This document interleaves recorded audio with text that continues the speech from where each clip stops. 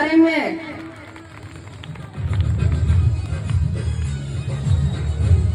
बिस्मिल्लाहिर्रहमानिर्रहीम।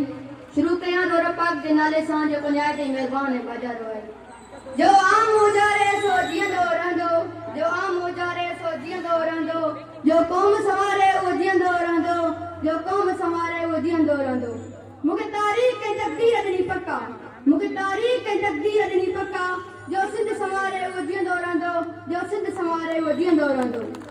जनाब सदर मुझा मोदी उस्ताद साहिबान ऐं हम सफर शागिर्द साथियो अस्सलाम वालेकुम। जीअं त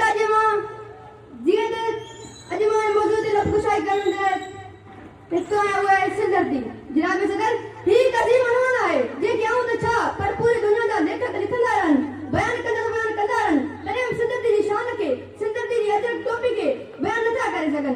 जनाब सदर सिंधरती जेका 5000 साल पुराणी तहज़ीब रखे थी सिंध जेका हिकु अलॻि राणी कहाणी रखे थी सिंध जेके बाबुल इस्लाम चयो वञे थो सिंध जे में सचल शाद नदी बिटा जा शाइर हुजनि तॾहिं कंहिं शाइर चयो तुंहिंजे कदमनि तां कुर्बान थियां तुंहिंजे कदमनि तां कुर्बान थियां ए सिंध अमा तो पेर पुठीअ तां घोर वञा ए सिंध अमा तो डार ए सिंध अमा तो कुझ धर्म जा पार ॾिठा तो डार जा ॾहकार ॾिठा तो पंजनि जाइ ते पार ॾिठा ए सिंध अमा जनाब सदर सिंध आज़ाद आहे जेकॾहिं असां पंहिंजी सिंधी ॿोली खे झुकण ऐं इज़त ॾियण में फ़ख़्रु महसूस करियूं। सिंध आज़ाद आहे जेकॾहिं असां पंहिंजी सिंधी ॿोली खे इज़त सां ॻाल्हाईंदा आहियूं। सिंध आज़ाद आहे जेकॾहिं असां पंहिंजी अजरक टोपी ऐं पंहिंजी मकानी लिबास खे इज़त सां पाईंदा आहियूं। प्यारा दोस्तो ॻाल्हियूं त केतिरियूं आहिनि पर मां वक़्त खे ॾिसंदे ई शहर ते पंहिंजी जाइ वठंदुसि।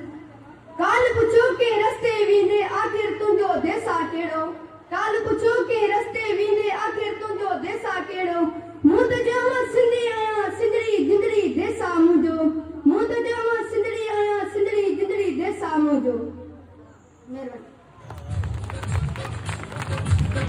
तमाम जबरदस्त आमिर अली खुसरो पंहिंजे ख्यालनि जो इज़हार